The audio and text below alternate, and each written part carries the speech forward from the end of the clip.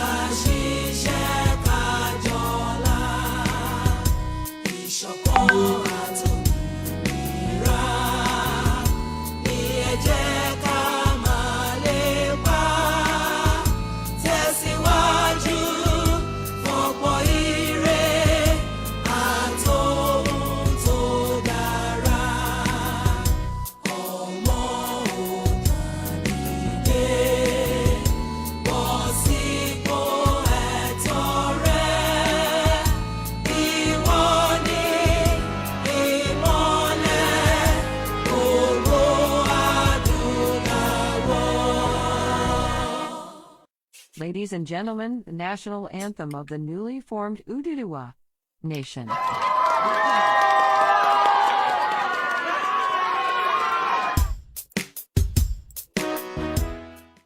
Ẹ̀yin ènìyàn wa, a kí yín pé ẹ káàbọ̀ sí orí ètò wa fún ti tòní.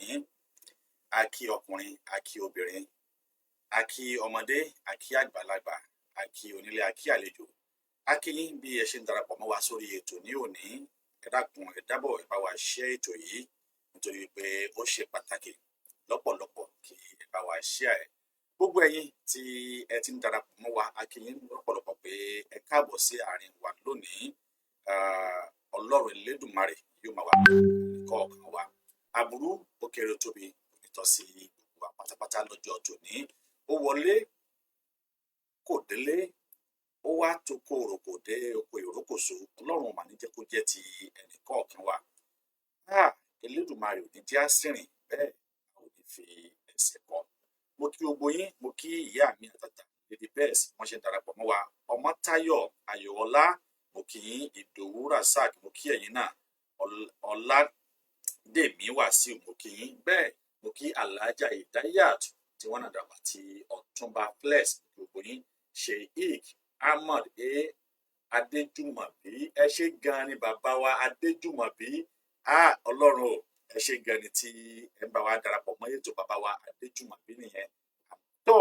Ẹ̀yin ènìyàn, ẹ dákun kí n má bàa mú òkú lọ lé òróró lónìí torí pé mi ò ní fẹ́ kí n gbára wa lákòókò ní pé ẹ̀yin yẹn dákun ẹ jọ̀ọ́, ẹ dákun ẹ dábọ̀, ẹ dákun ẹ dábọ̀. A nílò ìrànlọ́wọ́, ẹ jẹ́ kí n pè ní ìrànlọ́wọ́ torí wípé ohun tó ń ṣẹlẹ̀ sí àwọn ènìyàn wa, ohun tó ń ṣẹlẹ̀ lọ́wọ́ ó kọjá tí agbára ẹnìkankan wa lè ká. Àmọ́ Elédùmarè nìkan lọba tó jẹ́ wípé ọba tí máa ń ṣàánú ẹ̀dá. Elédùmarè nìkan ni ọba tó jẹ́ wípé òun náà ni ọba aláàánú. Elédùmarè yìí òun náà ni ọba tí ó máa ń ṣe oore fún ẹ̀dá tó jẹ́ pé kò dẹ̀ sí ní tó ṣe tó jẹ́ pé a máa wò pé ṣé ọba tó ń dára náà ni. Bẹ́ẹ̀ ó máa ń dára nínú ara ni. Ẹ wò ó, ìkan nínú àwọn ọmọ ìyá wa, kí n má wulẹ̀ bá òpó lọlé olóró. Ìkan nínú àwọn ọmọ ìyá wa, òun náà mà ní aburú ìjàmbá ọkọ̀ máa ṣẹlẹ̀ sí i. Bẹ́ẹ̀ aburú ìjàmbá ọkọ̀ yìí ó ti fẹ́ gba ẹsẹ̀ lọ́wọ́ arákùnrin wa yìí. Elédùmarè ọba nìkan ló kù tí a lè bẹ̀ pé kí Ọlọ́run kó dábọ̀ kó bá wa dóòlà arákùnrin yìí pẹ̀lú pé kí wọ́n má bàa gé ẹsẹ̀ ẹ̀. Ìdí nìyí tó jẹ́ pé gbogbo owó bọ́ síta ká bẹ̀rẹ̀ sí ní tọrọ tí a bá ní táwọn èèyàn bá lè fi ràn wá lọ́wọ́.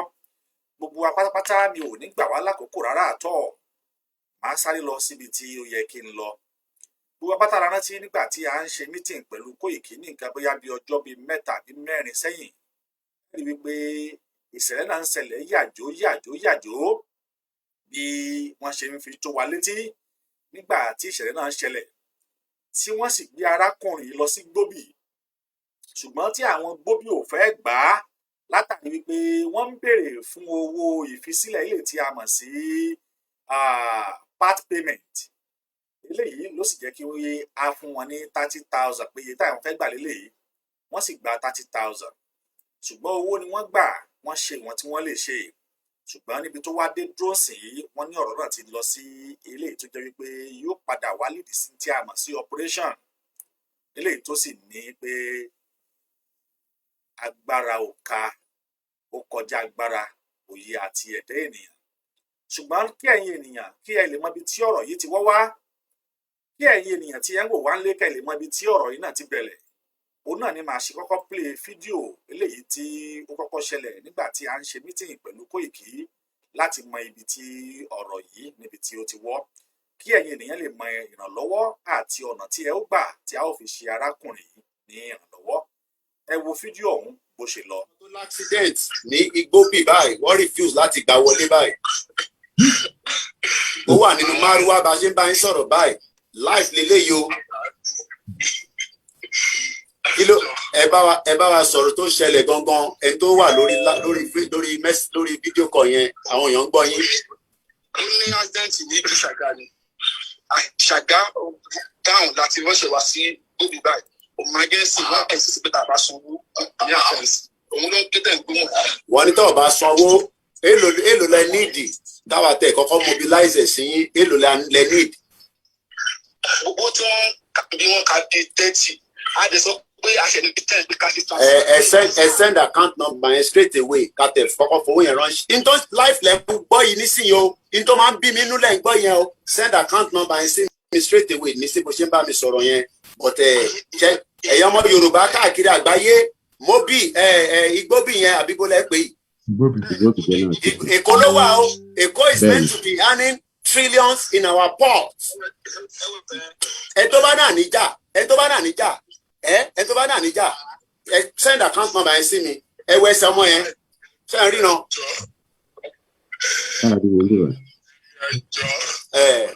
Casmos send account number yẹn sí mi straight away nísìn ẹ jẹ́ ká má tún jẹ́ kẹ́ ń tára nìyẹn kẹ́ wá padà lọ sínú bẹ̀ kẹ́ ní kọ́ treat ẹ̀.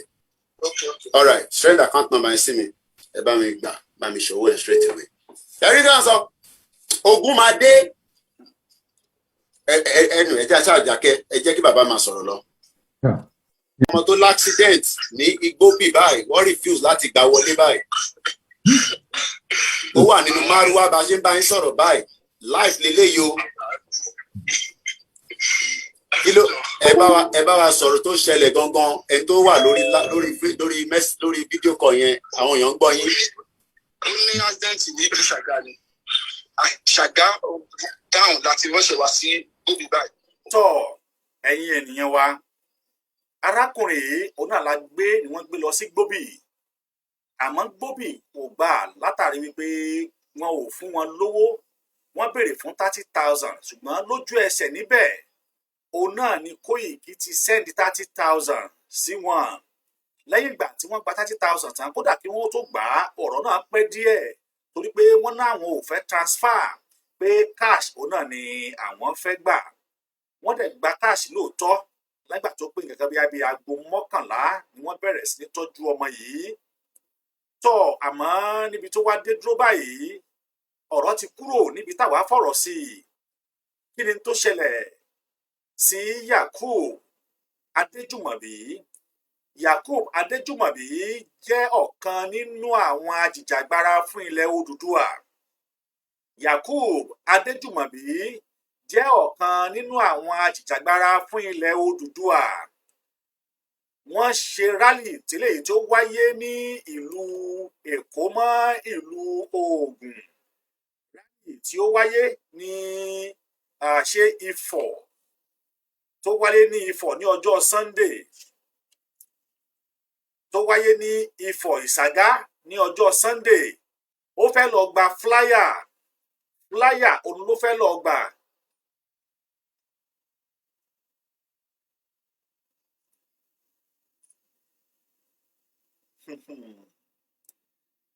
àwọn tó wà níbẹ̀ sọ wípé wọ́n accept àwọn ní aago 3 àárọ̀ àmọ́ kí wọ́n tó dá wọn lóhùn they got there by 10 p.m.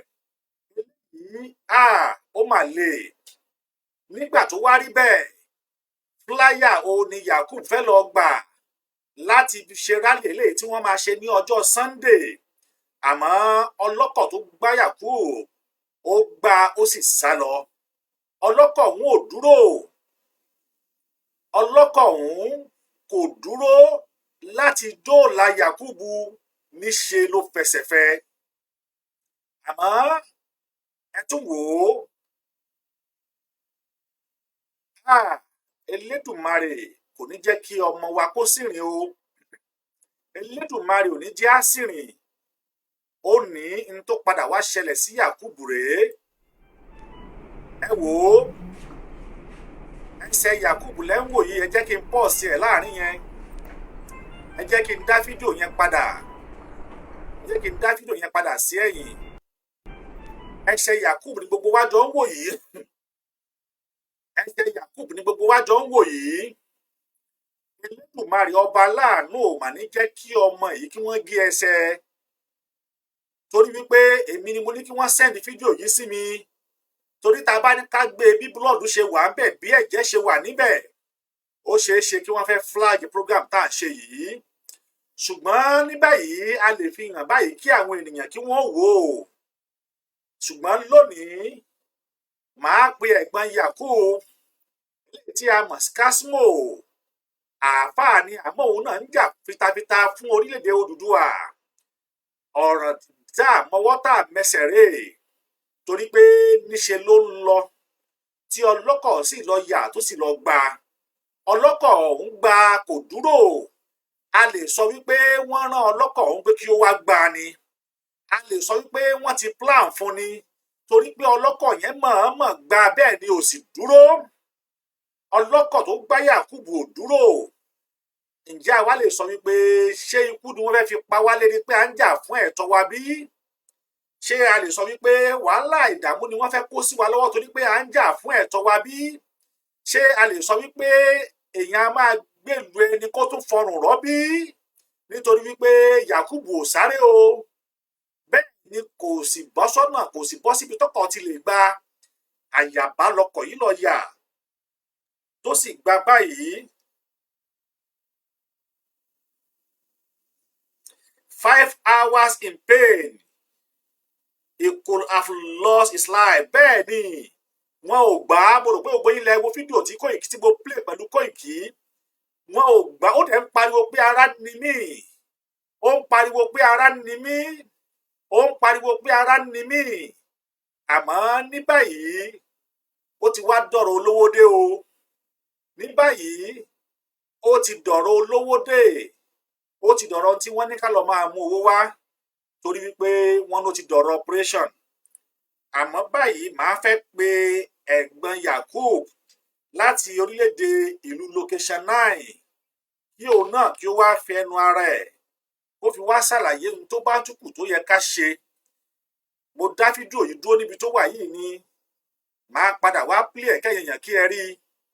Màá tún wá play fídíò ẹlẹ́ẹ̀kẹta bí ẹsẹ̀ Yaqub ṣe rí kó tó di pé wọ́n dì báyìí nítorí wípé mo sọ fún wọn wípé mo fẹ́ bá wọn ṣe program lónìí. Ìdí tí àwọn nọ́ọ̀sì ṣe gbà láti di ẹsẹ̀ yìí báyìí lélẹ́yìí, ìdí tí wọ́n ṣe dì í, wọ́n dẹ̀ ń gbé lọ láti lọ fún treatment nígbà tí wọ́n tó ti ń bọ̀ níbi tí wọ́n ti lọ wọ́ọ̀ṣì ẹsẹ̀ yẹn. Ẹ dákun ẹ̀yin ọmọ lójú àánú, ẹ̀yin ènìyàn tí ẹ ní àánú lójú, ẹ̀yin ènìyàn tẹ́ ẹ mọ̀ pé lè ṣàánú. Ẹnìkan bí mí léèrè, ó lọ́mọ borí owó, ó wá sórí program lánàá, ó wá ń jẹta, ó tún wá lónìí. Bíbélì gan ti sọ̀rọ̀ tán. Ó ní pé kí ni? Ó ní ká má ṣe sùn. Ó ní torí pé àárín ọ̀tá la wà. Àsìkò oorun ò mọ̀ sí i. Torí mo ti rò pé lónìí ó yẹ kí n sùn ni mi ò ní ṣe program kankan. Ṣùgbọ́n nígbà tí wọ́n pè mí lórí eléyìí kì í ṣe ohun tí mo lè dákẹ́ tàbí ohun tí mo lè mú mọ́ra. Dandan ni fún wa láti jáde, láti tọrọ, láti wá ojú àánú lọ́wọ́ ẹ̀yin ẹlẹ́yin ojú àánú. Ẹ̀yin ọmọ Oòduà tí ń ṣàánú fẹ̀dá. ẹ dákun ẹ bá mi ṣàánú fún arákùnrin yìí, ẹ bá mi ṣàánú fún un. Ẹ tún wò ó, fídíò ẹlẹ́ẹ̀kẹta rèé níbi tí ẹsẹ̀ Yaqub ti wà láì tí ì dí rárá. Òun náà tún ní ẹ wò ó, wò ó, wò ó, ẹ wò ó, ó lẹ́ ń wò yìí, ẹsẹ̀ lẹ́ ń wò yìí nígbà tí wọn ò tí ì dí. Ó ní mo ṣe ń fi hàn wá, ẹ wò ó, òòrè lórí ìdìbò láìsàn yìí. Mo kí gbogbo wa ní inú ilé o. Gẹ́gẹ́ bí a ṣe mọ̀ ọkọ mi ní àfa Amọ̀dá Adejumobi Kásímọ́ Media. So mo wà lọ́dọ̀ àbúrò mi bì ní hospital kan tí a gbé wá ní ìrọ̀lẹ́ ọjọ́ Saturday ni mo ní kó lọ gba flyer wá wọ́n fi ṣe kínní ní Sunday yẹn. Gẹ́gẹ́ bí àkọlé Ọlọ́run ní kó ó ní accident onímọ́tò yẹn dẹ̀ sá lọ so a dẹ̀ rush sí hospital. So ó ti lágbára dípò ti kọjá nǹkan tí agbára wa lè ká báyìí nípa ọ̀rọ̀ owó. Mo ti pe Kóìkì, wọ́n ti ṣe gbìyànjú. Tẹ́ni náà àwọn náà ti gbìyànjú. Àfà Àmọ̀fẹ́ Ọládọ́gba àwọn náà ti gbìyànjú. Lady B. So ẹjọ́ gbogbo àtàbá rí kínní ká ràn wá lọ́wọ́. Nǹkan tá a bá lè ṣe tí a fi kò sí kọ̀tà dín lọ́wọ́ wa náà ní owó àti prayer. So kò ń wá kí wọ́n gé ẹsẹ̀ yìí. So abẹ gbogbo àtọ́jú Ọlọ́run, àbúrò mi ni, blood brother mi ni, ìyẹn tí bá mọ̀ mí, ọmọ ìyá mi, ọmọ bàbá mi ni, sọ́ọ̀nì mi kan náà ni à ń jẹ́. Ẹjọ́ tó yọ Ọlọ́run, ìrànlọ́wọ́ tí bá lè ṣe fún wa lórí ẹsẹ̀ yẹn, ẹjọ́ tó yọ Ọlọ́run, a nídìí owó gidi. Owó ta nídìí ní ìsìnkú ń ṣe owó kékeré rárá. A ṣáà ń bẹ lọ́run kọ́ ló má yẹ kán gé ẹsẹ̀ yẹn. Tí wàá dẹ̀ bẹ́ gbogbo wa tó yọ Ọlọ́run, ẹjọ́ bá wa lo fídíò yìí ní gúrúùpù ẹ̀ ń kálukú, ẹ bá wa sẹ́ńdì ẹ̀, ẹ tó bá lè rẹ́ńdà. Tọ́ ẹ̀yin ènìyàn, ìrànlọ́wọ́ wo la wá lè ṣe fún arákùnrin yìí? Ìrànlọ́wọ́ wo la lè ṣe fún Yaqub? Ìrànlọ́wọ́ wo la lè ṣe tí ẹsẹ̀ yìí ò fi ní di gígé? Ìrànlọ́wọ́ wo la lè ṣe tí wọn ò fi ní gé ẹsẹ̀ yìí? Bíbélì náà sọ wípé ẹnikẹ́ni tí ìwọ bá nípá láti ṣe ìrànlọ́wọ́ fún, òun náà máa ní ẹnìkejì rẹ̀, ó ní kí a tọ́jú wọn. Ẹni tá a bá nípá lélẹ́yìí, mo rọ̀ yín, mo bẹ̀ yín pẹ̀lú orúkọ Ọlọ́run ọba, mo bẹ̀ yín pẹ̀lú orúkọ Elédùmarè, mo bẹ̀ yín pẹ̀lú orúkọ Ọlọ́run, ẹ dákun, ẹ bá mi gba ọmọ yìí là, ẹ má jẹ́ kí wọ́n gé ẹsẹ̀ ọmọ yìí. Gbogbo ẹ̀yin abiyamọ o, ẹ̀yin abiyamọ, ẹ dákun, ẹ ràn wá lọ́wọ́, ẹ ràn wá lọ́wọ́, a máa ń bẹ̀bẹ̀ mọ́ ni, ẹ ràn wá lọ́wọ́, ẹ ṣíjú àánú wò wá, ẹ ràn wá lọ́wọ́, ẹ rán láàánú sí wa, ẹ lè ṣe wá láàánú. Bẹ́ẹ̀ ni wọ́n ní mo pàṣẹ wípé ní orúkọ Olódùmarè, Yaqub wàá rí ìwòsàn. Bẹ́ẹ̀ ni àmì ẹ ṣé púpọ̀. Ẹ̀bùn ọlá Ọlọ́run fẹ́mi, ẹ ṣé mo dúpẹ́. Ọláìdé Táíwò, bẹ́ẹ̀ ni mo ṣe mo dúpẹ́. Ẹ dákun, ẹ ràn wá lọ́wọ́, ẹ ṣe wá láàánú, torí pé a nílò ìrànlọ́wọ́ yìí. Ẹ náà lè ràn wá lọ́wọ́. Ó mà ṣe o. Ọlọ́run ò mọ̀ ní já sírin. Ọlọ́run ò ní já sírin. Ẹ dákun, ẹ jọ̀ọ́, mo fẹ́ gbé ẹ̀gbọ́n Yaqub, mo fẹ́ gbé wọn wọlé sìn. Mo fẹ́ gbé wọn wọlé. Mo fẹ́ gbé ẹ̀gbọ́n Yaqub wọlé.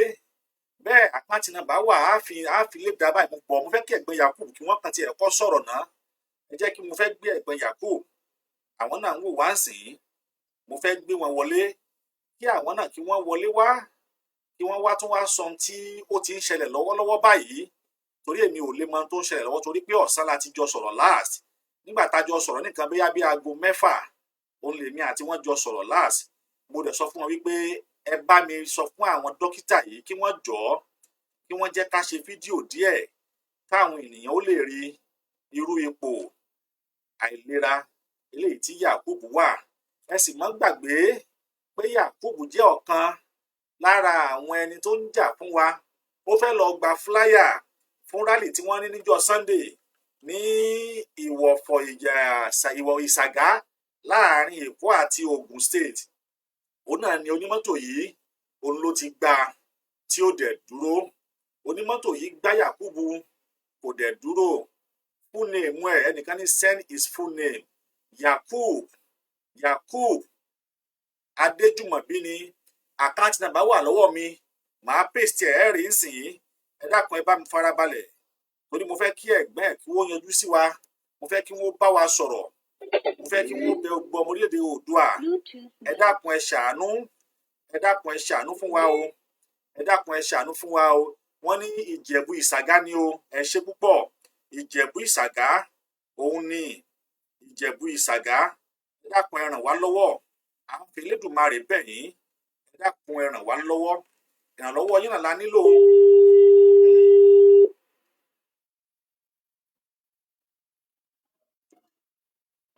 Hello. Ẹ kálẹ́ o. Ẹ ti wà ní orí ètò. Àwọn èèyàn sì ń gbọ́ yín, mo fẹ́ kí ẹ dárúkọ yín fún àwọn ènìyàn. Orúkọ mi ni àfà Adejumobi tí gbogbo àwọn ẹ̀mọ́ ti Kasmon Media. Orúkọ yín ni àfà Adejumobi. Tí gbogbo àwọn èèyàn mọ̀ sí Kasmon Media. Gbogbo èyí tí wọ́n mọ̀ Kasmon Media. Tọ́ kí ló ṣẹlẹ̀ dákun ẹ ṣàlàyé fáwọn ènìyàn. Mo kí bàbá wa Omoboriowo ẹkú ìtùsà. Ọlọ́run ló ṣe. Ọlọ́run ní jẹ́ kí a fi aburú sọ fún wa. Àmín lágbára Ọlọ́run. Mo ní ọjọ́ Sátọ̀dé ní nǹkan bíi 6 ni mo rán níṣẹ́ láti gẹ́tì flyer rally tí a ṣe ní Sunday yẹn. Torí Tóyìn ni a ti fẹ́ ṣe meeting. Tóyìn bọ́sọ̀ àwọn tá a bá rí kíní pósítà yẹn. Tóyìn bọ́sọ̀ mo rí pósítà yẹn náà Tóyìn bọ́sọ̀ mo rí pósítà yẹn. Láti ní tábàdì wo ọ̀dọ̀ mi sí Tóyìn bọ́sọ̀ fún ẹ kò jìnnà ṣá for security purpose kò jìnnà. Mo wá ní kó lọ gba flyer wa. Flyer yẹn lọ gbà wá nípa bí 6:30 to 7 láti Òṣùnú lásẹ̀tì yẹn ṣẹlẹ̀ ní Ṣàgá. Mọ́tò yẹn mọ́tò yẹn. Toyota mọ́tò. Mọ́tò ni Toyota. Bẹ́ẹ̀ ni Toyota mọ́tò ni ló ṣe iṣẹ́ yẹn. Wọ́n ní àwọn ọlọ́kadà dẹ̀ ní ó dẹ̀ lọ. Ó sá lọ. Tó wọ́n lẹ síkà gbogbo àwọn gbogbo ẹ̀ báwa ẹ̀ bàjẹ́ báwa ẹ̀ lọ. Wọ́n ṣe ti pé mi àti emergency gẹ́gẹ́ bá ti mọ emergency. Wọ́n bá gbé lọ sí college. Wọ́n pe general hospital kan ní college. Wọ́n gbé lọ sí college general hospital. College general hospital bẹ́ẹ̀ ni. Wọ́n gbà ní ibẹ̀ yẹn wọ́n fún ní first aid. Wọ́n kàn fi bandage wé òun ní oṣù ẹ̀mọ́ tó nǹkan tó tóbi tó yẹn ní rárá. Ìgbà tí wọ́n dẹ̀ pè mí mo ṣàlọ́ba ní Agége mo fẹ́ ṣínú wọ́n pè mí tó jẹ sílẹ̀ ní ọlọ́ba láyé dé mi ọmọ Agége ẹ̀mọ̀ ìdí tí wọ́n pè sí mi tí mo gbóúnjẹ sílẹ̀ pọ́ọ̀tù mi ni mo lọ́wọ́ tó pọ́ọ̀tù yẹn dẹ̀ ni mo ń lò pẹ̀lú ATM mi everything pẹ̀lú wà even though wọ́n kàn sí àkókò mi pẹ̀lú sájà náà mi lọ́ọ́ mi kàn lọ from there agbélọ́tọ́ tó wọ́n pè ní máa dẹ̀ ẹni ẹ awanulé asanwó káàdì níjẹ́ private asanwó káàdì wọ́n gbà wá ẹni ẹ tó ẹ wo kí ni tó ń ṣẹlẹ̀ báyìí kí ni tó ẹ jẹ́ ká ẹ fi ọ̀rọ̀ yẹn kí ni tó ń ṣẹlẹ̀ báyìí ní ipò wo ló wà báyìí. condition ti wà critical báyìí. Elédùmarè o. náà bá yẹn sọ̀rọ̀ yìí àti ìṣìyà x-ray àti blood àti ti many things. ẹ̀yà x-ray sí. ilé ìtẹ̀wé tá à ń sìn lọ yẹn. bẹ́ẹ̀ni àti x-ray. ìgbà tí wọ́n lọ ya x-ray yẹn táwọn ti bọ̀ tí wọ́n ti bọ̀ nìyẹn ìmọ̀dé wọn take short to do yẹn. Mo wá ní kí wọ́n discharge níjẹta. Ṣẹ́gun mi mo ní kí wọ́n discharge níjẹta. Ìkọ́nà àwọn dókítà yẹn ó wọ́n gbogbo akọ́lá burú àwọn ọmọ mi tó ní ojú àná ó wá ní kó tó discharge tó bá wà ṣe múùdù yẹn dáadáa. Ìgbà tí nọ́ọ̀sì yẹn máa ṣí múùdù yẹn àyẹ̀ ìjà ó láti pè mí pé tí n bá rí màá ṣe jẹ́ máìdì mi pé mi tó fẹ́ discharge. Ìgbà tí mi náà dẹ̀ rí òótọ́ mo ṣe jẹ́ máìdì mi gbà. Bandage ni mo ní tẹ́lẹ̀ mi rí inú ẹ̀. Mo wá fẹ́ yọ fóònù. Mo ní sọ́n lè ẹ̀ pé mo belong to sọ́n lè jẹ́ kí n ṣe short video kí n mẹ́dà ẹ̀ wọ́n ní wọn ò ní gbà pé ká kọ lẹ́tà látàní ọlọ́run bá wa ṣe léde àrójú àánú pàdé. Ọlọ́run ṣeun. tọ́ ẹ̀yin ènìyàn àkáǹtì ẹ̀ olùlẹ̀ tí ń wò yìí ẹ dákẹ́ díẹ̀ jọ̀ọ́ jẹ́ kí n ṣe àwọn èèyàn ń béèrè àkáǹtì nọ́mbà àkáǹtì lẹ tí ń wò yìí Adejumobi Ahmad. Adejumobi Ahmad. Account number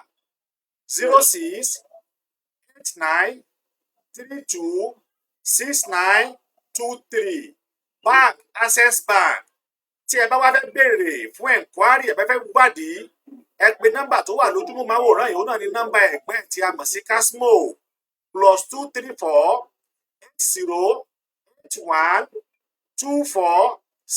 8081246466. Ẹ dákun ẹ jọ̀ọ́, ẹ̀yin olójú àánú, ẹ̀yin ènìyàn tẹ́ máa ń ṣàánú, mo kí bàbá mi àròpọ̀re, ẹ dákun ẹ bá mi ṣèrànlọ́wọ́ fún arákùnrin bàbá mi àròpọ̀re, mo kí yín o, ẹ ṣé tẹ́ bá wa dá sí ètò.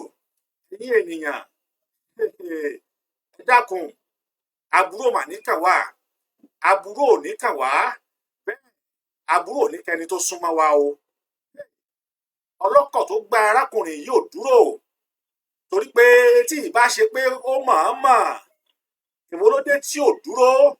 Ṣùgbọ́n iṣẹ́ tí wọ́n rán ló jẹ́, ṣùgbọ́n iṣẹ́ tí wọ́n rán òun ló jẹ́, because káyọ̀ kìí ṣe pé wọ́n rán iṣẹ́ ni, ó yẹ kó lójú àánú àti dúró nígbà tó gbá ọmọ ènìyàn tí kìí ṣe ẹran ló gbá, tí kìí ṣe adìyẹ ló gbá, tí kìí ṣe ewúrẹ́ ló gbá, ó gbá odidi ọmọ ènìyàn, ó sì dúró. Ìwọ náà ti gbàgbé pé gbogbo ohun tó o bá ṣe ní kọ̀kọ̀ ó ń bọ̀ wá ní gbangba, ìwọ náà padà wá kó ẹ̀san ẹ̀. Àwọn ò ní ṣépè fún ọ, ṣùgbọ́n ó kẹsàn ẹ̀. Ṣùgbọ́n ẹ̀yin ènìyàn wa, ẹ dákun ẹ jọ̀ọ́, ẹ dákun ẹ jọ̀ọ́, ẹ bá wa ṣèrànlọ́wọ́. Àfáà Casmo, ẹ ló ṣe ń gbọ́ mi? Mo wà pẹ̀lú yín sà. Tọ́ Bẹ́ẹ̀ni mo gbọ́ yín sà. àwọn ènìyàn, mo nígbàgbọ́ nínú àwọn ọmọ Odùduwà, mo nígbàgbọ́ nínú àwọn ọmọ Odùduwà, sẹ́yìn náà sì nígbàgbọ́. Lágbára Ọlọ́run ò ní gé ẹsẹ̀ yìí, ní agbára Ọlọ́run wọn ò ní gé ẹsẹ̀ yìí, ìwòsàn ó sì tó lọ́wọ́, yóò rí ìwòsàn, yóò rí ìwòsàn, ìwòsàn ó tó lọ́wọ́, yóò rí ìwòsàn. Lágbára Ọlọ́run ọba ara ò ní ní, lágbára dẹ̀dá ara ò ní ní, arákùnrin wa yóò ní nínira ní agbára Ọlọ́run ọba. Ara tá ń sọ rèé, ara tá ń sọ nìyí, tá a ṣe ní ẹ jẹ́ ká kúrò ní location 9. Tó bá jẹ́ pé other country ni, bó ṣe wulẹ̀ kó kírítíkà tó, àwọn ò tọ́jú ẹ, torí pé wọ́n ní èròjà tí wọ́n yóò fi tọ́jú ẹ. Kódà nígbà tí wọ́n bá tọ́jú ẹ tán, wọ́n wá lè sọ pé iye bíìlì ẹ̀ lélẹ́yìí, wọn ò ní wòran pé tí wọn ò bá ti mówó wá, àwọn ò ní tọ́jú ẹ. Torí ẹni tí ẹ ń wòran tẹni tí wọn ò bá ti mówó wá, ẹ ò ní tọ́jú ẹ. Ẹ tún mú kí ìnira tó lékún ìnira sí ni. Ìdí nìyí tó wá jẹ́ pé nígbà tí wọ́n bá sáré ká, tí wọ́n sáré lọ sọ́tún, tí wọ́n sáré lọ sósì, bóyá láàrin oṣù kan ni wọ́n tó wá rówó, tí wọ́n bá wá kówó jọ tán, wọ́n máa gbọ́ we are sorry, we are sorry, it is too late, we are sorry, it is too late. Kí ló dé tí wọn ò lè tọ́jú ẹ̀ nígbà tó máa pa àwọn èèyàn máa padà wá owó wá fún wọn? Ọ̀pọ̀lọpọ̀ ẹ̀mí ló ti bọ́ látara àwọn tí a pè ní dókítọ̀, tá a pè ní nọ́ọ̀sì yìí, torí wípé tí wọ́n ń ṣe kọ́ ó yàtọ̀ sí tí wọ́n ń ṣe, torí pé wọn ò dóòlà ẹ̀mí mọ́. Àwọn kan tún wà lára àwọn tó tún dákú pípa ẹ̀mí, ṣùgbọ́n a tún lè bú àwọn náà nígbà tí ò tọ́. Mr. Kí lorúkọ yín lẹ́ẹ̀kan sí?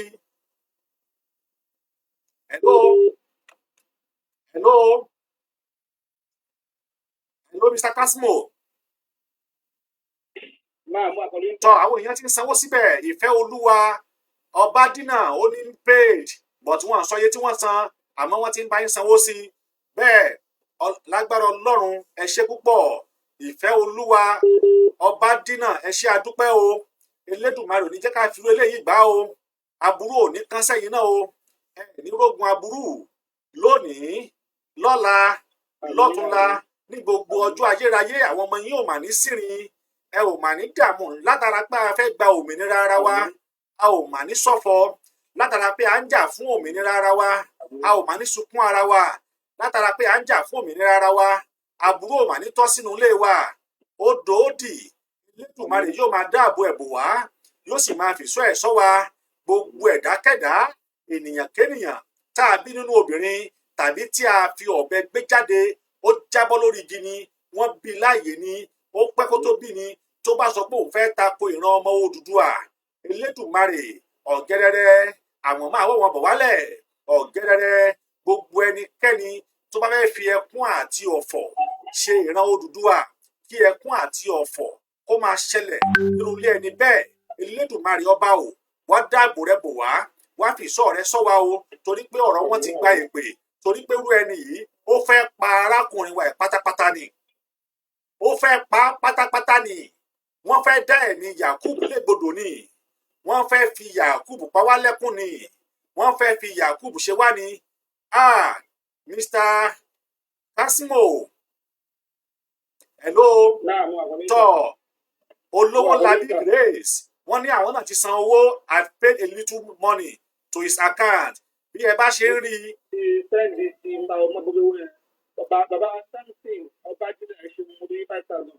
ọ̀gẹ́ bẹ́ẹ̀ ni tọ́ ẹ ti kọ̀ǹfàmù ẹ ṣe púpọ̀ àti olú àti owó labi Grace wọ́n náà ti fi táwọn ní síbẹ̀ ẹ ṣé o bó ṣe 1,000 bó ṣe 500 ó ń dodidi lọ́nà nìyẹn ẹ̀yin ènìyàn wọ ẹ ṣé a dúpẹ́ lọ́wọ́ yín wọ́n ní àwọn tún ṣe another payment now ẹ ṣé gan ni Ọbádínà ẹ ṣé a dúpẹ́ o ẹ̀yin ènìyàn wọ ẹ dákun akégbàjarè pé yín a nílò náwó yín ni o ó ti dójú ẹ o ẹ wò ó bóyá ẹ tí ì rí bí ẹsẹ̀ ọ̀hún ṣe rí mi ò fẹ́ gbé fídíò kúrò mi ò fẹ́ gbé àkáǹtì yìí kúrò ni ẹ wo ẹsẹ̀ ọmọ ènìyàn tó bá jẹ́ pé wọ́n gbà wá káṣó píṣọ̀ bóyá kí n sáré gbé píṣọ̀ ẹ̀ wá kẹ́ ẹ rí bó ṣe rí bóyá ẹ wò ó ẹ jẹ́ ẹ sáré gbé píṣọ̀ bóyá bíi 2 àbí 3 wá bóyá ẹ dákun ẹ jọ̀ọ́ ẹ wá bá mi wò ó ẹ ṣàánú mi o àánú wa ni kẹ́ ẹ ṣe o ẹ dákun ẹ ṣàánú fún wa o ẹ ràn wá lọ́wọ́ gbogbo ẹ̀yin ọmọ ènìyàn a ò ní sọkún o ìbànújẹ́ ò ní tọ́ sí wa o ẹsẹ̀ yìí ti kọjá bẹ́ẹ̀ ẹ dákun o àánú la nílò Elédùmarè o ó mà ṣe o Elédùmarè ọba àlàyé Elédùmarè o dákun abẹ́ọ̀ má mà jẹ́ kí ìran Oòduà ó ṣọ̀fọ̀ má jẹ́ kí ìran Oòduà ó ṣọ̀fọ̀ wọ́n fọ̀fọ̀ ṣe wá wọ́n dà wá láàmú wọ́n fìtínà wá o wọ́n fòró wá o ẹ dákun ẹ̀yin ènìyàn wa ẹ dákun ẹ̀yin ènìyàn wa kò síye tó kéré ẹ wò ó ẹ jẹ́ ń gbé kó tóbi díẹ̀ máa padà wá gbé àkáǹtì yẹn padà ẹ̀yin ẹ wò ó ẹ̀yin ènìyàn bá mi wò ó òun lẹ ti ń wò yìí òun lẹ ń wò lójúmáwòrán yìí òun lẹ ń wò yìí Ọlọ́run ò mà ní dà wá láàmú Ọlọ́run ò ní já ṣòfò ó kọjá ohun tí mo lè sọ ọ̀rọ̀ yìí kọjá ohun tí mo lè wí àbí ẹ̀rí ẹsẹ̀ ọmọ ènìyàn Olúwa o ẹ ò rí wípé ẹni tó ṣe eléyìí mọ̀ọ́mọ̀ ni tọ́ hello ẹ̀gbọ́n mi hello Mr. Ọbádínà wọn náà tún ti san owó mi again ẹ ṣé ó pọ̀ o Mr. Ọbádínà ẹ ṣé a dúpẹ́ o.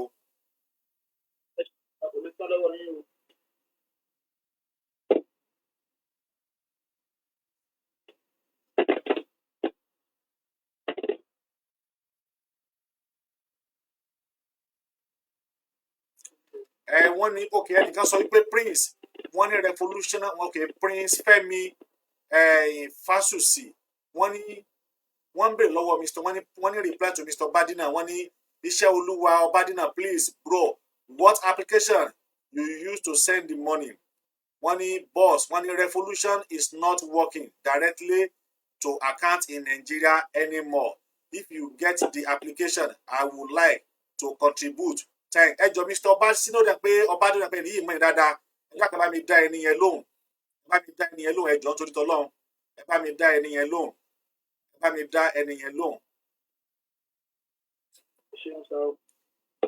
tó bá jẹ́ pé ẹ̀yin tẹ́ bá mo ti torí wípé ìdí ni pé èmi ní paypal àmọ́ mi ò fẹ́ kí àwọn èèyàn kí wọ́n sanwó yìí sínú àkáǹtì mi tàbí orí paypal mi rárá mo fẹ́ kí a san direct sí àwọn tí wọ́n nílò ẹ̀ ní gbogbo ẹ̀yin tí ẹ ò bá rí owó yìí tí ẹ ò bá wá rí san bóyá wá lè pè wá lẹ́yìn ètò àásọ bá ṣe ṣe bóyá lẹ́yìn ìgbà yẹn mo wá lè fi àkáǹtì kalẹ̀ kádẹ̀ tún padà wá sórí mo fẹ́ kí ẹ bá mi san direct sí orí àkáǹtì wọn ni Ọlọ́run yóò sì ràn wá lọ́wọ́ gbogbo ọ̀nà tẹ́ bá mọ̀ tẹ́ lè fi ràn wá lọ́wọ́ bá mi ṣe Elédùmarè yóò sì máa ràn wá lọ́wọ́. tọ́ wọ́n ní níbo ni ẹ ti wọ́n ní níbo lẹ ti ń sẹ́ǹdì owó yẹn o Prince Fẹ́mi wọ́n ní níbo ni ẹ ti ń sẹ́ǹdì ẹ̀ Mr. Obaduna ní pé níbo ni ẹ ti ń sẹ́ǹdì ẹ̀ ẹ dákun ẹ̀yin ènìyàn wa ẹ ràn wá ẹ dákun ẹ jọ̀ọ́ nítorí t'Ọlọ́run a fẹ́ kí ẹ ràn wá lọ́wọ́ a fẹ́ kí ẹ ràn wá lọ́wọ́ a mọ̀ pé n tó báyìí ni a mọ̀ pé n tó lọ.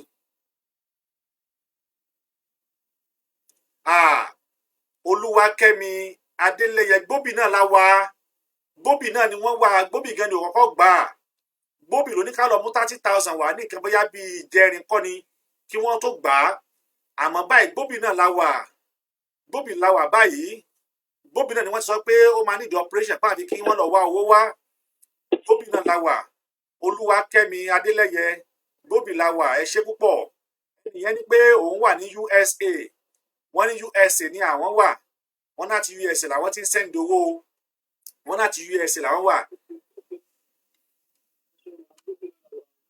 tọ́ gbóbì ni wọ́n wà o ẹ dákun ẹ jọ̀ọ́ o a bẹ̀ yín torí t'Ọlọ́run ẹnikẹ́ni tí ẹ bá nípa láti ṣe ìrànlọ́wọ́ fún òun náà ni ẹnìkejì yín o ẹ jẹ́ kí a tọ́jú ẹ̀ I will link you with some that can transfer in the US ẹ ṣé púpọ̀ Mr. Obaduna ẹ ṣé gan ni púpọ̀ ẹ ṣé púpọ̀ o ẹ ṣé púpọ̀ o ẹ ṣé púpọ̀ olúwa ó ṣeun àbí.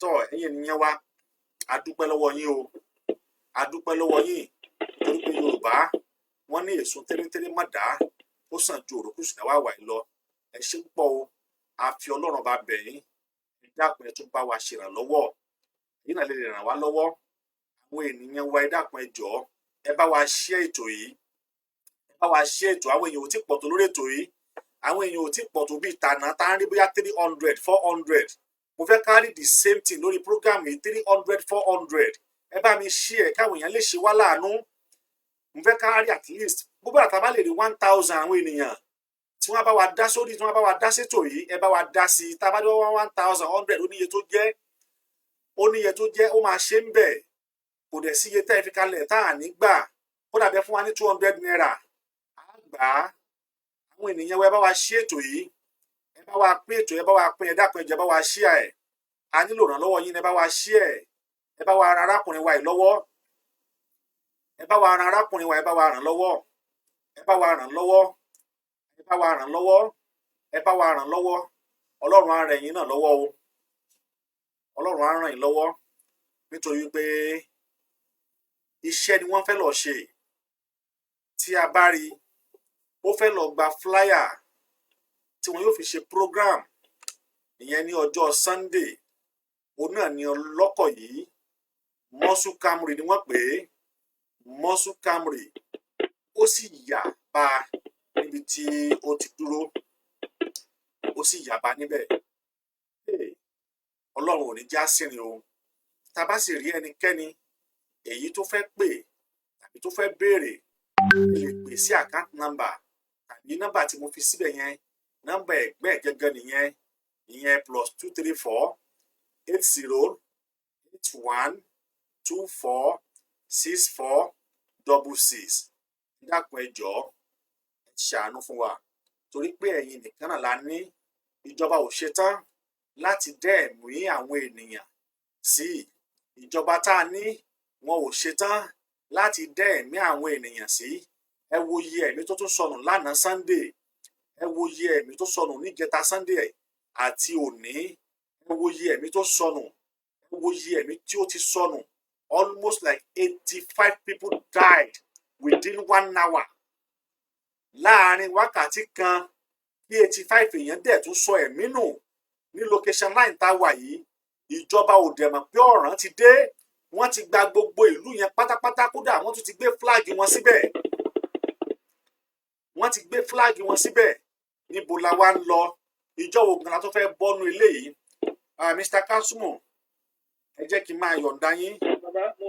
Ẹ jẹ́ kí n máa yọ̀ǹda yín, ṣe ti gbọ́, kẹ́ ẹ tún lè mójútó arákùnrin wa. A máa ṣe àwọn ènìyàn ó sì ràn wá lọ́wọ́ láṣẹ Elédùmarè. Ẹ ṣé púpọ̀, ó dàbọ̀. Tọ́, ẹ̀yin ènìyàn wa, ẹ̀gbọ́n arákùnrin èyí tí a ń béèrè fún àánú fún, ẹ̀gbọ́n arákùnrin wa eléyìí tí èmi àti yín tí a jọ ń béèrè fún àánú fún, àwọn ni ẹ ti gbóhùn wọn yẹn. Ṣùgbọ́n a mọ̀ wípé ẹ̀yin ọmọ Odùduwà, a mọ̀ pé ẹ̀yin olè lẹ́yìn ojú àánú, ẹ̀yin tó jẹ́ pé ẹ máa ń ṣoore tí ẹ ò kí wo bẹ̀. A mọ̀ wípé ẹ náwó oore sí wa. Ó lè jẹ́ pé lẹ́yìn ètò yìí ní ọ̀pọ̀lọpọ̀ ìyá tó máa rí fídíò yìí wò. Ẹ dákun, ẹ jọ̀ọ́, ẹ ṣe àánú, nítorí wípé ẹnikẹ́ni tí ìwọ bá nípá láti ṣe àánú fún, òun náà ni ẹnì kejì rẹ. Mi ò fẹ́ gbé àkáǹtì yìí kúrò, mo fẹ́ kó wà ńbẹ̀ báyìí káwọn ènìyàn máa rí ẹni tí a fẹ́ ṣe àánú fún ní ibi tí àwọn ènìyàn ó sì fowó sí náà mo ti fi kalẹ̀ yìí. Ẹ dákun, ẹ dábọ̀, nítorí tọlọ́run, ẹ bá wa nawọ́ àánú sí arákùnrin wa yìí. Gbogbo ẹ̀yin tí ẹ sì ti nawọ́ àánú, a dúpẹ́ lọ́wọ́ yín, a dúpẹ́ lọ́wọ́ yín. Ọmọ tí yín náà ò ní sìnrìn, a ò ní fi irú ẹ̀ gbà láṣẹ Elédùmarè, torí pé Yorùbá wọ́n ní yìnyín ni kẹ́ni kó ṣe míì. Gbogbo ẹ̀yin tẹ́ ẹ ṣe wá láàánú náà la dúpẹ́. Ẹ̀yin tẹ́ ẹ tí ì ṣe náà nígbàgbọ́, a sì mọ̀ pé ẹ ṣe, nítorí wípé Ọlọ́run ọba tó jẹ́ wípé ó máa ń san ẹ̀dá lẹ́san oore tó bá ṣe ni. Ọlọ́run yóò san yín lẹ́san oore ìdùnnú eléyìí tẹ́ ẹ ṣe fún wa yìí. Ọlọ́run yóò san yín lẹ́san oore tẹ́ ẹ ṣe láṣẹ Elédùmarè. A bẹ̀ yín nítorí tọlọ́run, a bẹ̀ yín nítorí tọlọ́run, ẹ dákun, ẹ dábọ̀. Bàbá wa Sheikh Àmọ̀fẹ́ Adéjùmọ̀bí, ẹ ṣé púpọ̀, ẹ ṣé takuntakun fún ipa tí ẹ kó lé ọ̀rọ̀ wọ̀nyí. Ọlọ́run yóò máa wà pẹ̀lú ẹ̀yin náà o, láṣẹ Elédùmarè. Gbogbo ẹ̀yin tó kù náà tí ẹ tún fẹ́ ran, tí ẹ tún fẹ́ ṣe wá láàánú, ẹ dákun, ẹ dábọ̀, ẹ bá wa ṣe àánú fún arákùnrin wa yìí. Ẹ bá wa ṣe àánú fún un, torí pé ọlọ́kọ̀ tó gba, ọlọ́kọ̀ òun ò dúró, ọlọ́kọ̀ òun ó kọ̀ kò dúró. Nígbà tí o bá gbàyàn, o ò dẹ̀ dúró, irú ẹ̀mí wo lo ní? Irú ẹ̀mí wo ló ń gbénú ẹ tí wàá gbá odidi ọmọ ènìyàn tó wà ní dúró láti dóòlà ẹ̀mí ẹni tó gbá? O ò dúró láti gba ẹ̀mí ẹni tó gbá là, o wá sá lọ. Dájúdájú ohun tó fẹ́ ni pé kí ẹ̀mí ẹ̀ kó bọ́. Ohun tó fẹ́ òun náà ni kí kó pa á.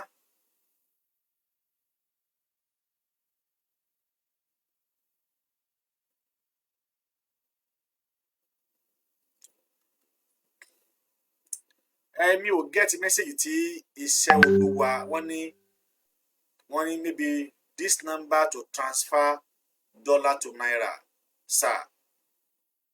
Okay. Ẹ̀yin wọ́n ti fún wa ní nọ́mbà, ẹ̀yin tí ẹ bá wà ní US. Wọ́n ní nọ́mbà yìí wọ́n ló máa bá yín transfer dollar to naira 405-8813-727 or 9189514679. Ẹ jọ̀ọ́ ẹ̀yin admin wa, ẹ bá mi pin nọ́mbà yìí tí Mr.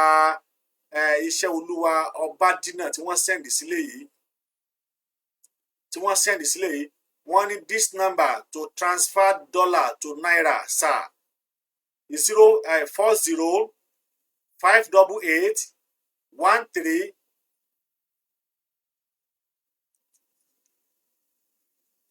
Wọ́n ní ẹ lè contact nọ́mbà yẹn láti transfer dollar sí náírà.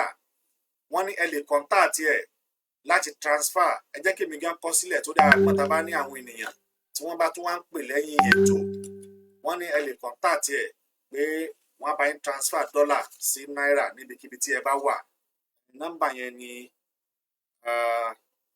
40588 13727 or 918. Ẹ jọ̀ọ́ kí ni sọ́kòdù ẹ̀ 514679 plus àbí ṣé plus 40 báwo ni ṣe plus 1 ni ó dà pé ó ti máa yí àwọn tí wọ́n wà ní ìlú yẹn láti yé wọn.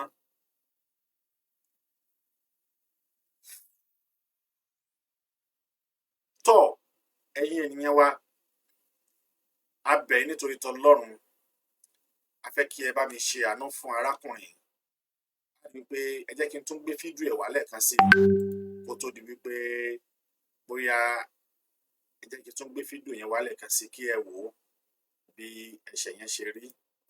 Mo fẹ́ kí ẹ wò ó. Òun lẹ tún wò yìí. Òun lẹ ń wò yìí. Òun lẹ ń wò yìí.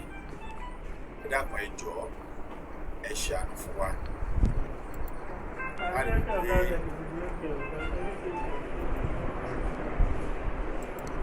Tọ́ ẹ̀yin ènìyàn wa a dúpẹ́ lọ́wọ́ yín. A dúpẹ́ lọ́wọ́ yín. A dúpẹ́ lọ́wọ́ ẹ̀yin tí ẹ darapọ̀ mọ́ wa nítorí pé ètò tòní èmi náà sáré ṣe ní wàrà ṣẹṣẹ àbí kí àwọn ènìyàn lè mọ̀ pé nǹkan ń ṣẹlẹ̀ pé a sì nílò ìrànlọ́wọ́ látọ̀dọ̀ ẹ̀yin tí ẹ jẹ́ lójú àánú pé kí ẹ dákun kí ẹ sìn wá lọ́wọ́. Ọ̀tí lágbára Ọlọ́run lọ́la á gbé ètò yìí wá ní fúlè gangan lọ́la ṣùgbọ́n lélẹ̀ tá a ti ṣe lónìí a mọ̀ pé àwọn ènìyàn wọn ó ti bá wa gbọ́wọ́ sínú àkáǹtì náà ṣùgbọ́n lọ́la a máa fún yín ní update lérí bí ó bá ṣe ń lọ sí. Ṣùgbọ́n kí n tó parí ètò tòní torí pé wákàtí kan péré òun náà ni mo ní láti fi ṣètò tòní torí pé ó jẹ́ pàjáwìrì ètò. Ṣùgbọ́n kí n tó parí ẹ̀ mo rọ gbogbo wa pátápátá pé ẹ dákun kẹ́ ẹ dábọ̀ ẹ bá wa ṣètò yìí. Ok, wọ́n ní America account number ni wọ́n ní America account number ẹ ṣé gan ni. Ẹ bá wa share ètò yìí. Ẹ jẹ́ kí n try láti gbé picture àti account number yẹn wá because that will be very olómajẹ́. Ẹ bá wa share ètò yìí káàkiri fún gbogbo platform yìí. Ayọ̀ Semiat, may Almighty Allah heal him. Thank you so much. Amen. Inshallah. Kafayat Ọmọsalewa wọ́n fọwọ́ bojú bẹ́ẹ̀ ni ẹ ṣé púpọ̀. Ẹ ṣé púpọ̀. Mo fẹ́ kí ẹ̀yin ènìyàn wa a rí wípé bá a ṣe ń ṣe program lọ́wọ́ yìí wọ́n ètò tí mo ń sọ yìí wọ́n padà flag ẹ̀ báyìí. Tá a bá wò ó gbogbo àwọn tí ẹ wà lórí péjì yìí sìn àjù bóyá bíi 35 lọ mọ́. Àwa tá a dẹ̀ wọlé nígbà yẹn we are more than 100. We are more than 100. So ẹ̀yin ènìyàn wa bá wa subscribe sí orí YouTube channel wa. A lè ràn wá lọ́wọ́ láti tètè máa ṣe àwọn program láì ní fún wa ní wàhálà. Bá wa subscribe sí orí YouTube channel wa torí ìyẹn gangan a lè ràn wá lórí pé èyí tẹ́ ẹ bá ti wà ń bẹ̀ kò sí ẹnikẹ́ni tó máa flag yín, kò sẹ́nikẹ́ni tó máa já yín wálẹ̀, kò sẹ́nikẹ́ni tó máa gé yín kúrú torí pé ẹ ti wà ń bẹ̀ permanent àbí tẹ́ ẹ bá jáde fún alára yín lókù. But eléyẹ̀ wò ó ọ̀rọ̀ tó ṣe kókó tó nípọn òun náà là ń jíròrò. Peter Abiodun wọ́n ní please you will receive 30,000 within 10 minutes. Ẹ ṣé púpọ̀ ẹ ṣé gan ni ẹ ṣé àdúpẹ́ tí ó bá ti wọlé náà ẹ̀gbọ́n arákùnrin náà wọ́n wò wá lọ́wọ́lọ́wọ́ ń sìn wọ́n á fún mi ní àbọ̀ lágbára Ọlọ́run. Ẹ ṣé wọ́n á fún mi lábọ̀ tí wọ́n bá ti àti pé èmi ò gbogbo ẹ̀yin tí ẹ bá ti ṣe ẹ̀wọ̀ ẹ ti ṣe èmi ò nídìí pé àbọ̀ máa kàn wá dúpẹ́ lọ́wọ́ yín ni torí pé kíní yìí ohun tó kanjọ kan gbogbo wa ni màá kàn wá dúpẹ́ lọ́wọ́ yín tí ẹ bá ti sẹ́ndì àwọn tẹ́ sẹ́ndì ẹ̀ sí wọ́n mọ̀ pé ẹ̀yin lẹ sẹ́ndì ẹ̀ bí wọ́n àdẹ̀ mọ̀ Ọlọ́run mọ̀ yín ṣe ti gbọ́ ṣùgbọ́n yìnyín ni kí ẹni ṣe mí èmi àwa dúpẹ́ lọ́wọ́ yín màá dúpẹ́ lọ́wọ́ yín. ok wọ́n ní kí n check WhatsApp mi all right màá check WhatsApp mi sir.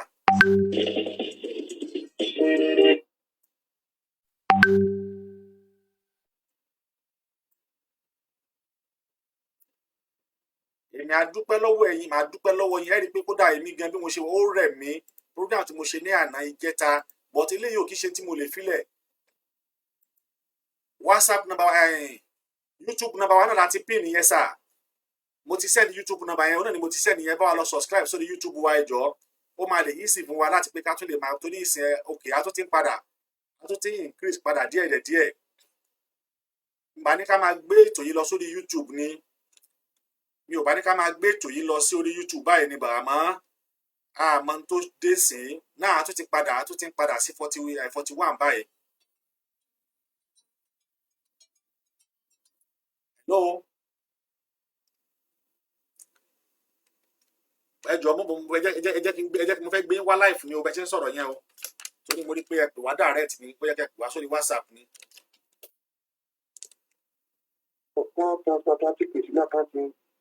Hello sir. Ẹ ṣé púpọ̀ ẹ ṣé kí lorúkọ yín sir. Abiodun Peter from USA. Abiodun Peter. Ẹ ṣé Yeah, wọ́n ṣe through Zenith Bank.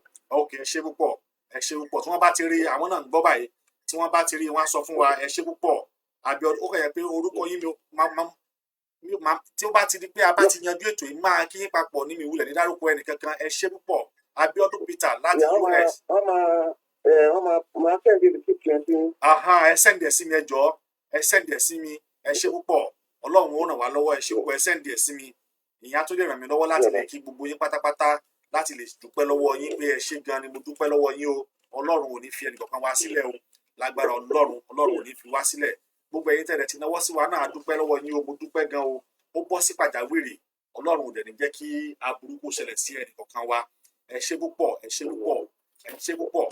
ẹ̀yin ènìyàn wa ẹ bá wa lọ subscribe sórí YouTube channel wa ó máa lè easy fún wa láti lè máa ṣe ètò yìí lọ wọ́n tún ti já wa ń sìn torí pé tó dẹ̀ ṣe pàtàkì ohun tó ṣe kókó ohun tó ní ṣe pẹ̀lú life ni àwọn bí àwọn náà ni wọ́n ń já wa bí àwọn náà ni wọ́n ń dà wá láàmú àkókò mọ̀ ṣùgbọ́n Ọlọ́run ọba nìkan òun náà ni ọba ẹlẹ́san because ìwọ tó o lè gbààyàn tó o dúró tẹ́rù kan tí ẹ̀ bọ̀ pé ọmọ ènìyàn ló gbà ìwọ náà ti gbàgbé ni pé tíwọ náà ẹlòmíà dẹ̀ so ìkà tán á gbàgbé wípé ó ṣeéṣe kí ọmọ òun tó ń bí kó padà wá jẹ́nu kà ọ́ n tó ṣe fún yàn yìí ṣé ìwọ náà wá bímọ wọ́n wá ní pé àwọn ọmọ tiẹ̀ o fẹ́ rí wọn tó bá wá tàṣìkò tó yẹ kí wọ́n náà kó jẹ̀gbádùn ọmọ ẹ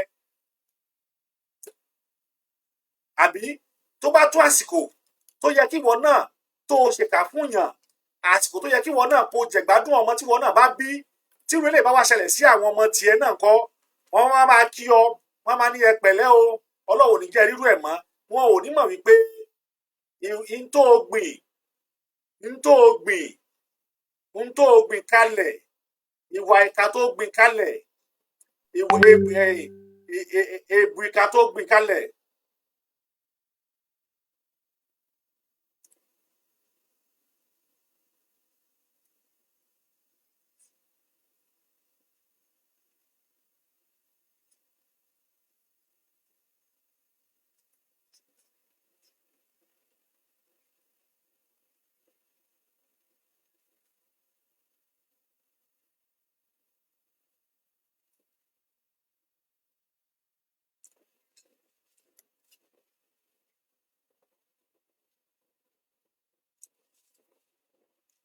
tó ṣe rí ẹ̀yin ènìyàn wa kò wípé mo ní kẹ́ máa bá mi send account number kẹ́ máa send owó sínú àkáǹtì yìí àkáǹtì ẹni tẹ́ ń wò yìí àkáǹtì ẹni tó jẹ́ ẹ̀gbọ́n fún Abíọ́dún gangan ni òun ló ní àkáǹtì bóyá kí n padà gbé arákùnrin ọ̀hún wá sí orí ètò padà ó wá fẹnu ara ẹ̀ sọ torí pé òótọ́ ni a gbọ́dọ̀ mọ ta ló ní àkáǹtì, níbo ni àkáǹtì yìí, níbo ta ló ní, ta lẹni tó ní àkáǹtì yìí, ẹni tó ní gangan ni ẹ̀gbọ́n arákùnrin tí ìjà bá ṣẹlẹ̀ sí yìí,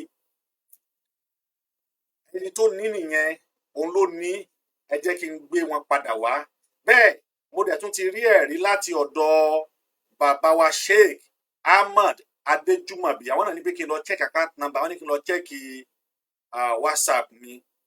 Ẹ jẹ́ kí n lọ wo WhatsApp tiwọn náà. Àwọn náà dẹ̀ bí wọ́n send message sí mi.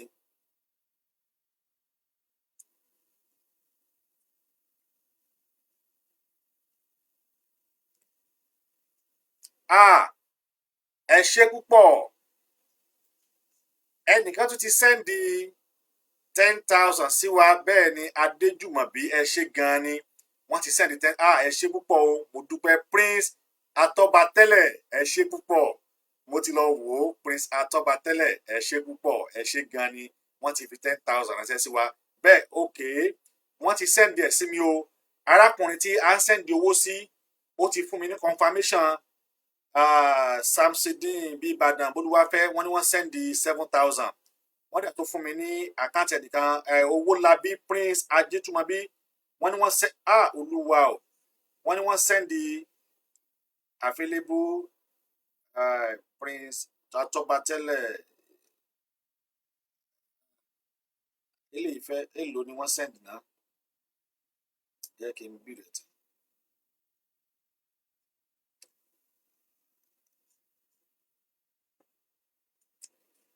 Jẹ́ kí n pè wọ́n padà because àwọn nǹkan wọ̀nyí, ẹni tó ní àkáǹtì gangan òun náà ni, ẹni tó jẹ́ ẹ̀gbọ́n ẹ̀ tó jẹ́ pé òun náà ló ń dúró tì í, òun náà ló ń dúró tì í, òun náà ni ẹ̀gbọ́n ẹ̀, ọ̀dọ̀ ẹ̀ náà ni wọ́n ń send owó yìí sí, òun ló ní àkáǹtì. Hello? Hello? Hello? Hello? Hello? Ẹ̀rọ ra ó yẹ sọ̀rọ̀ yẹ káwọn yẹn gbọ́ yín. Àkáǹtì nọ́mbà tẹ́ fún mi, ta ló ní? Àkáǹtì nọ́mbà yìí ta ló ní?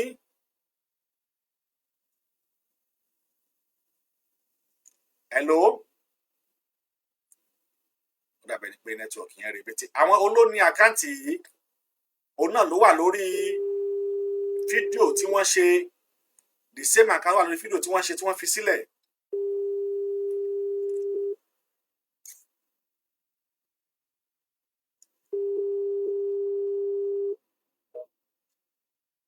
Hello? Tọ́ ẹ̀gbọ́n wa kan náà wọ́n ti send 10,000 sínú àkáǹtì iṣẹ́ ti rí i. Mo ń gbọ́ yín. Hello, mo ń gbọ́ yín.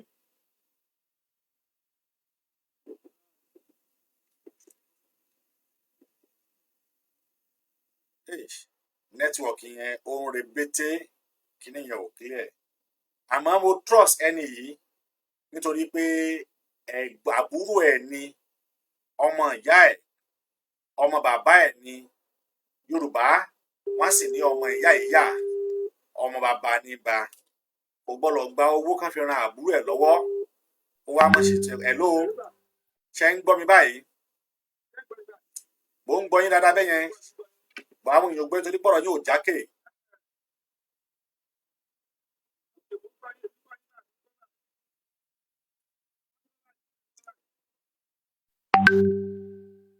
Ṣé ń gbọ́ mi?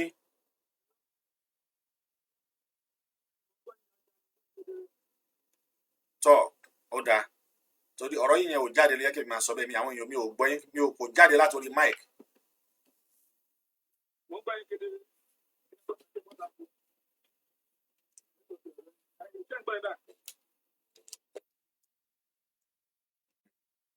Mo fẹ́ kí n gbọ́ yín kó loud jù báyìí lọ. Mi ò mọ̀ bóyá àwọn èèyàn mọ̀ ẹ̀jẹ̀ tí ẹ bá ń gbọ́ wọn ẹ dákun ẹ jẹ́ kí n mọ̀ tí ẹ bá ń gbọ́ wọn. Tí ẹ bá ń gbọ́ wọn ẹ dákun ẹ jẹ́ kí n mọ̀ tí ẹ bá ń gbọ́ wọn. Hello? Yà tọ́ àwọn ènìyàn ti ń fi owó sínú àsùnwọ̀n ọ̀dọ̀ yín.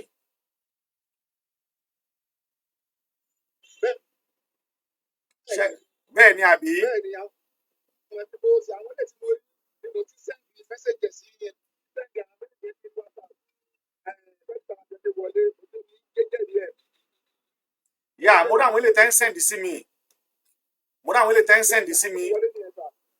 mo rí wọn bọ́kàn yẹ pé bí mo ṣe ń rí mo ń rí tí ó ń kọ pé account balance jẹ́ total balance jẹ́ 47,000 okay okay bọ̀ méjì péré náà mo ṣì rí bí méjì àbí ẹnìkan 10,000 méjì yẹn náà nìyẹn. yà bẹ́ẹ̀ ni ẹnìkan 10,000 ẹnìkan 5,000 bẹ́ẹ̀ ni. tọ́ ó dáa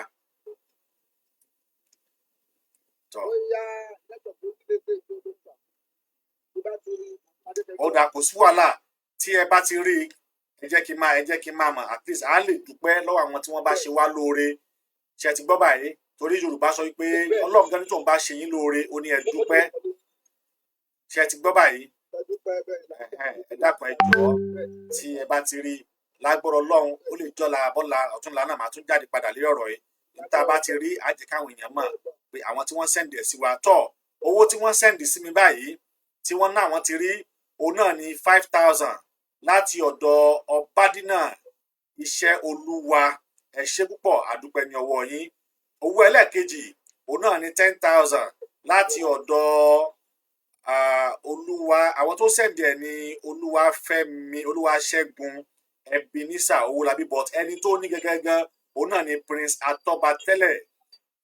Atọ́batẹ́lẹ̀ gbọ́n mi pàtó. ìkan ti wọlé ń sin àbí tọ wọ́n tún nìkan tún ti wọlé báyìí ẹ̀yin èèyàn wa ẹ ṣé o ẹ̀yin èèyàn wa ẹ ṣé púpọ̀ tọ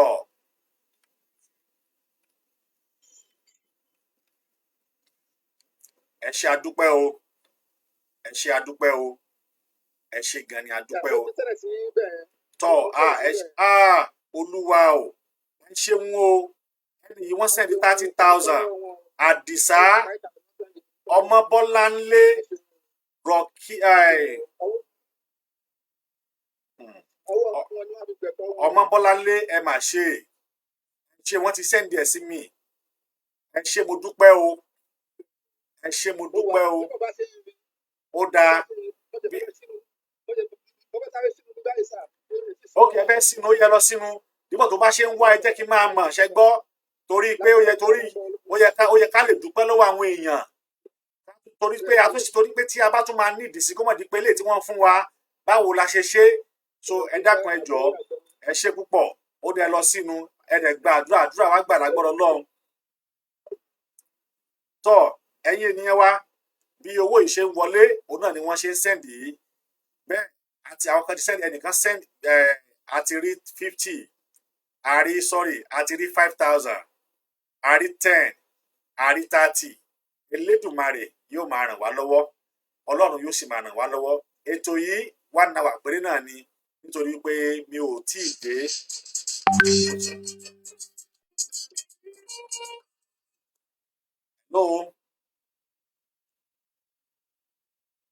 Hello sir o.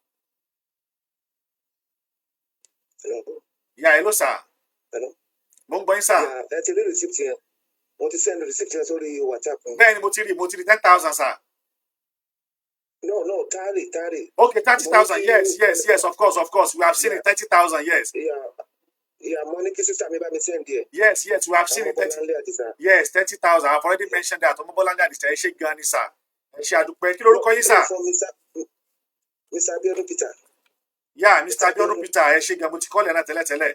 Ẹ ṣé gan ni. Ẹ ṣé mo dúpẹ́. Ẹ ṣé mo dúpẹ́ lágbára Ọlọ́run. Ẹ ṣé Ọlọ́run jẹ́ ká fi irú ẹ̀ gbà o. Ẹ ṣé adúpẹ́ o.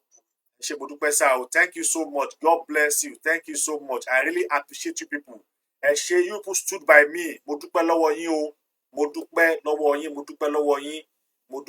yín. Ẹ ṣé gan ni. Thank you. Ẹ ṣé Ọlọ́run ní jẹ́ kí a fi irú ẹ̀ gbà lágbára. Àbúrò ní ṣẹlẹ̀ sẹ́ni ọ̀kan wa o. Ẹ ṣé gan ni sàdádì wa o. Ẹ ṣé mo dúpẹ́ o. Ẹ ṣé gan ni. Ẹ ṣé Peter Abiodun Peter they have been tried. Wọ́n máa ń dúró tì mí ní gbogbo ìgbà ni Ọlọ́run á bá mi dúró àti Mr. Atọ́batẹ́lẹ̀ gbogbo pátápátá lájọ wà lórí WhatsApp Olúwa máa ràn yín lọ́wọ́ mo dúpẹ́ lọ́wọ́ yín Yorùbá wọ́n ní ènìyàn òun náà ni aṣọ ènìyàn.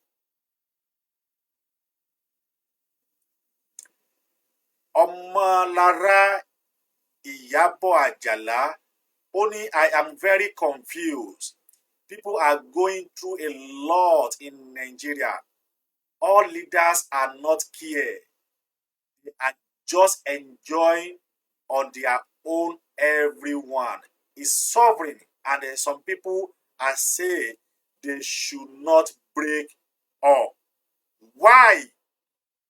That is a big question, my sister. Why? Tomorrow I have my full program tomorrow. I have a video that I will show you. You will see the whole community. The whole community has turned to empty. Empty community. Nothing in there again. Ó kàn jẹ́ wípé ó ní fídíò tá gbọ́dọ̀ máa show ni tó bá yẹ pé wọ́n bá gbà wá láyè ká máa show fídíò ni ní from April 20 to April 24. From April 20 to April 24, I recorded 250 people die within 1 week. Now, April 25 to April 26, another 85 people died. Mysterious death. Mysterious death. 85 ní Ìjẹta ní one community. Why?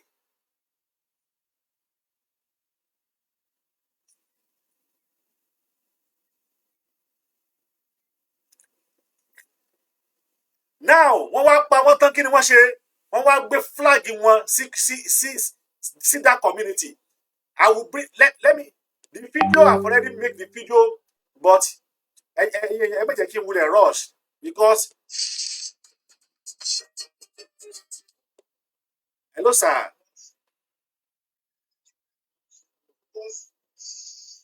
Hello, sir. Hello, sir. Yes. Sir. Ẹ̀yà máa fi bá wa dá sí tò. Ikú dẹ̀ ń pa gómìnà ṣe fẹ́ nípa àwọn òrí. The whole community. Wọ́n ti run gbogbo community ẹyọ kan.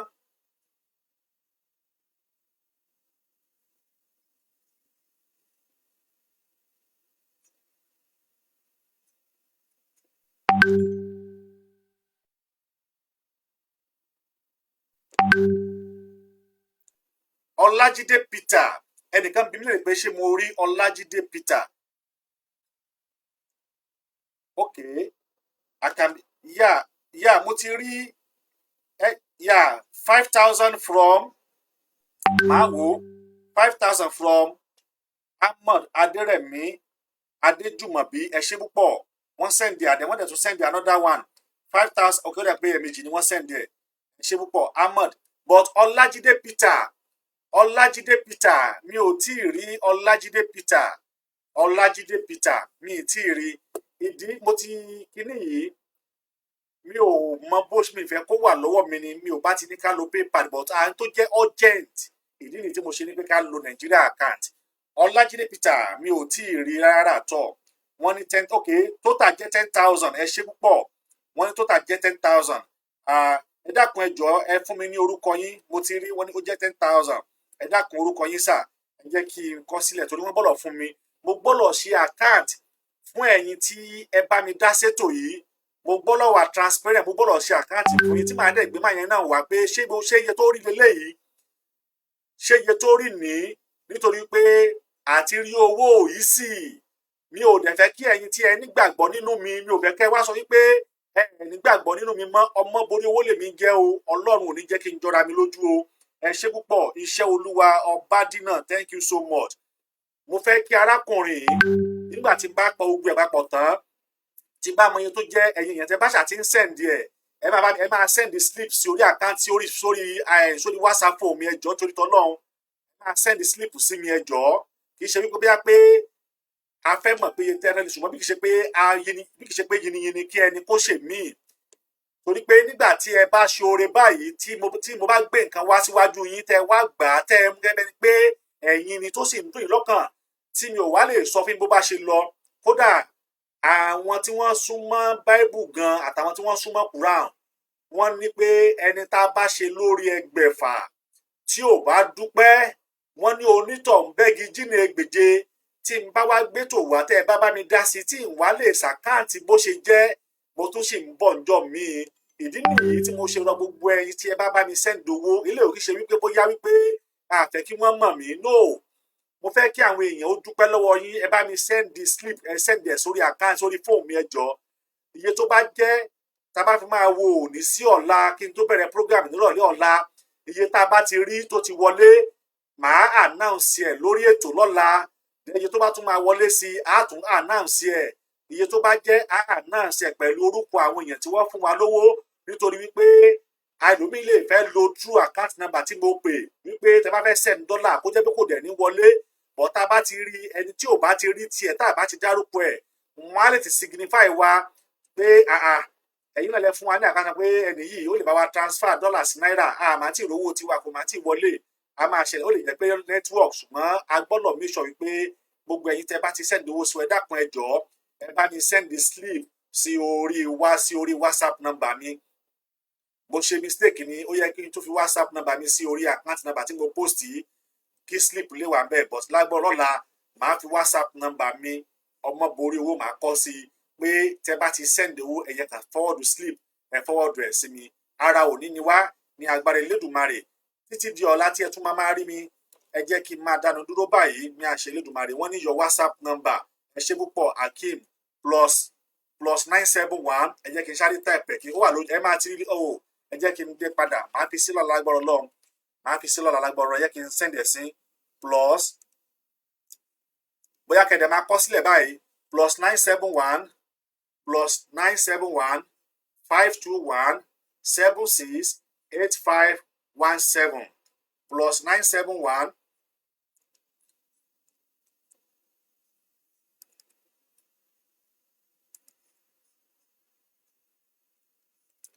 +971 521 76 8517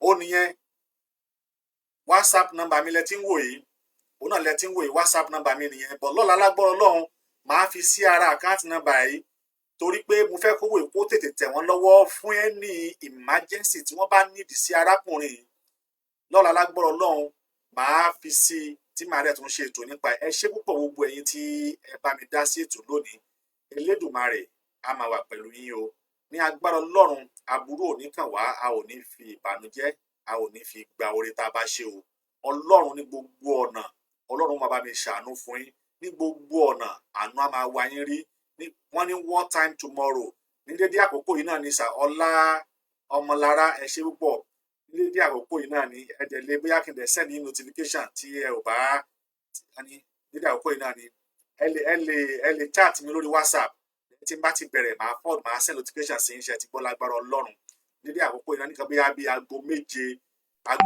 Oòduà time aago méje Odùduwà time bẹ́ẹ̀ ni mà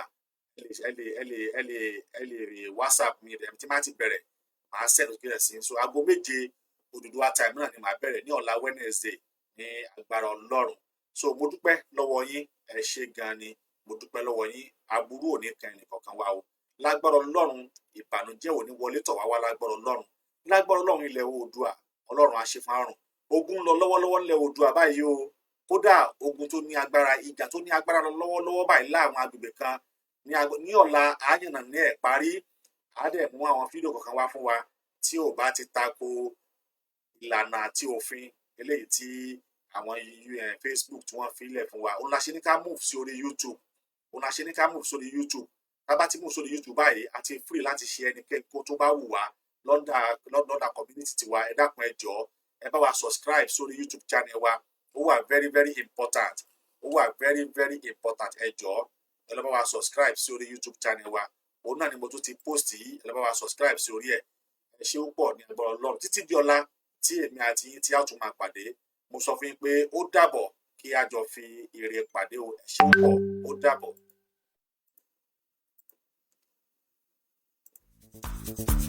Thank you.